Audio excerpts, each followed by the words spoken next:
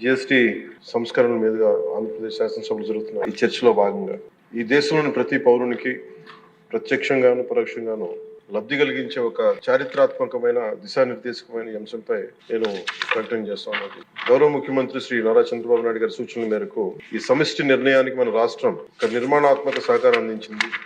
ఇటీవల కాలంలో జిఎస్టి పన్నుల విధానంలో చోటు చేసుకున్న అతిపెద్ద సంస్కరణలలో ఒకదానికి రాష్ట్ర ప్రతినిధిగా బాధ్యత వహించడం నాకు చాలా గర్వకారణంగా. గౌరవ ప్రధానమంత్రి శ్రీ నరేంద్ర మోదీ గారు 2025 ఆగస్టు 15న 79వ స్వాతంత్ర దినోత్సవ సందర్భంగా ఎర్రకోట నుండి చేసిన జిఎస్టి 2.0 సంస్కరణ చారిత్రాత్మక ప్రకటన దేశ ప్రగతికి బాటలు వేస్తాం.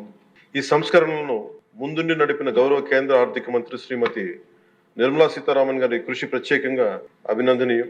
జిఎస్టి మండలి 56వ సమావేశంలో వాటిని ఆమోదించింది. గౌరవ ముఖ్యమంత్రి శ్రీ నారా చంద్రబాబు నాయుడు గారి రాష్ట్ర ఆదాయాలకు ప్రత్యేకించి అనేక సందర్భాల్లో ముఖ్యంగా జిఎస్టి వచ్చిన తర్వాత గౌరవ ముఖ్యమంత్రి గారు సందర్భంలో అన్న మాటలు రాష్ట్ర ఆదాయాలకి నష్టం కలుగుతున్నప్పటికీ కూడా సామాన్యుల ప్రయోజనాల కోసం విధానాన్ని మనం బలంగా సమర్థించాలని చెప్పి ఈరోజు వారు కూడా దీన్ని బలంగా సమర్థించారు అధ్యక్షతని. ఎందుకంటే మనకి ఆర్థిక ఆటుపోట్లని చూస్తూ కూడా వచ్చే ఆదాయం తగ్గిపోతున్న జిఎస్టి సంస్కరణ వల్ల, కానీ దాన్ని ఇంకొకలాగా దాన్ని ఎలా పూడ్చుకోవాలని తెలిసి ఆయన ముందుండి దీన్ని మద్దతు తెలిపినందుకు వారికి నా కృతజ్ఞతలు తెలియజేస్తున్నాను. ఈ చారిత్రాత్మక సంస్కరణలకు మద్దతు తెలిపిన తొలి రాష్ట్రంగా నిలిచింది నారా చంద్రబాబు నాయుడు గారి నాయకత్వంలోని ఆంధ్రప్రదేశ్ ప్రభుత్వం. జిఎస్టి పన్నుల విధానాన్ని సులభతరం చేయడం ద్వారా సాధారణ ప్రజలకు ప్రత్యక్ష లాభాన్ని చేకూర్చి వ్యాపారులపై పన్నుల భారాన్ని తగ్గించి పన్ను వ్యవస్థలో పారదర్శకతను పెంచుతోంది.